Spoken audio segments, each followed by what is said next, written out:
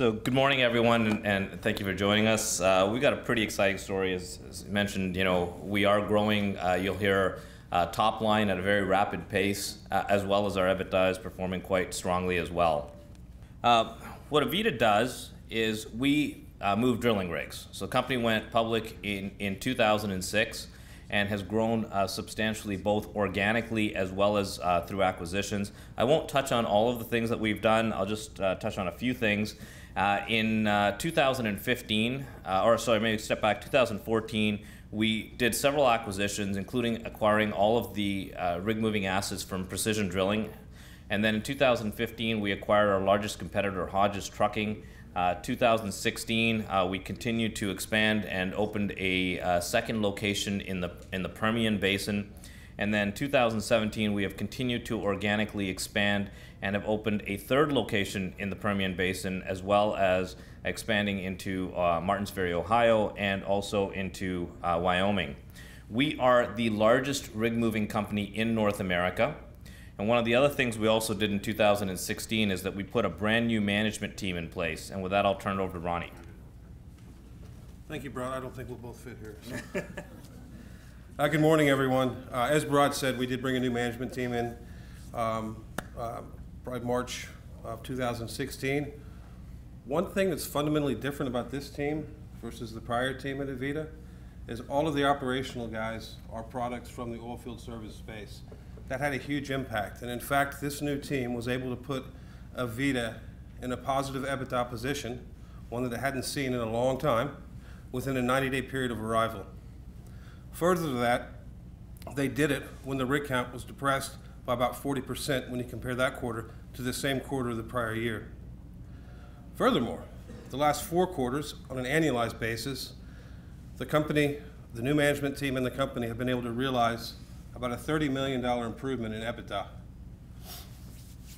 Myself, I began in the oil field providing logging services in the Gulf of Mexico with Schlumberger. Following graduate school, I hired on with Neighbors, and as you can see, I held several different positions at Neighbors. I'm going to skip over Brat. I'm going to let him introduce himself or give background of himself. Tom Halliday. Tom's a well-known name in the oilfield service space. He's got about 40 years experience. He's a product of Magnabar, Baker, BJ. He didn't change, they just kept changing. Neighbors, and then most recently Shell, both in the Northeast and in the Permian Basin. Les Olvelson, I think he's been moving rigs since he was born.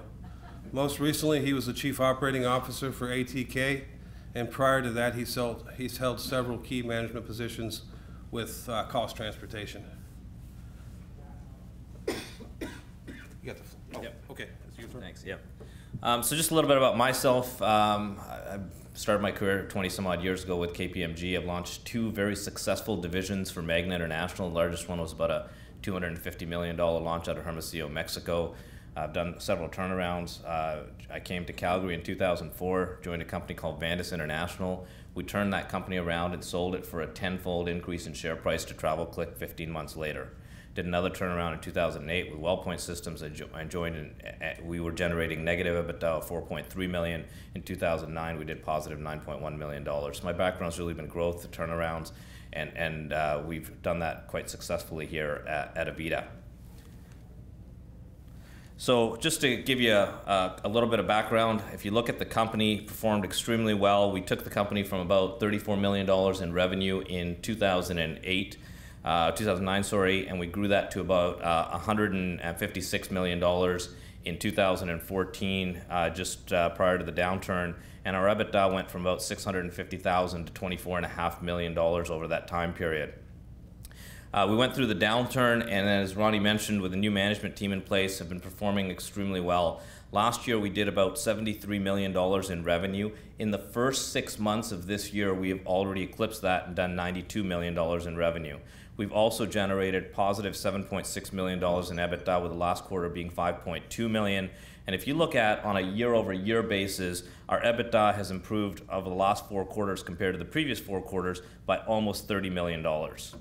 The North American rig count has been growing at a very steady pace and has now stabilized, which has helped us quite a bit.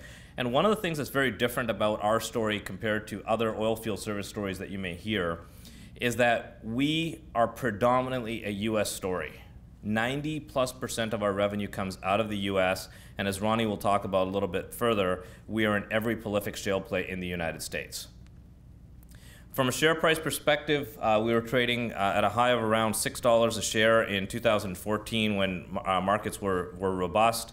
Most recently, today we're trading at around 50 cents a share.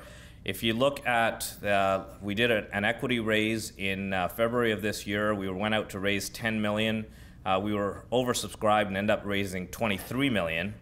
And of that 23 million, 21 million went institutional. The company is owned, about 25% of the company is owned by David Workland. David is best known for being the founder of CCS.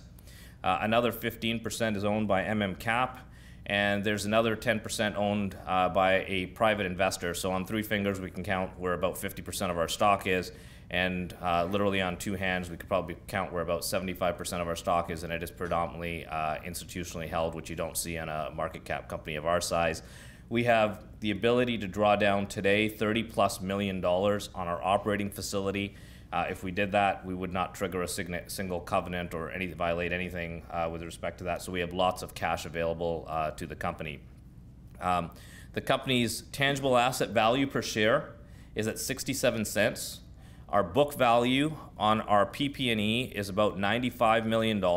However, the most recent appraisal done by the bank, the fair market value of the assets was about $115 million, and that higher fair market value compared to the tangible book value on the balance sheet has not been factored into the tangible asset value per share. I'll turn it over to Ronnie. Thank you. Okay, I'll be quick. My little clock tells me I have 2 minutes and 30 seconds. So I wanted to give you an outlay and kind of go over the footprint of our operations.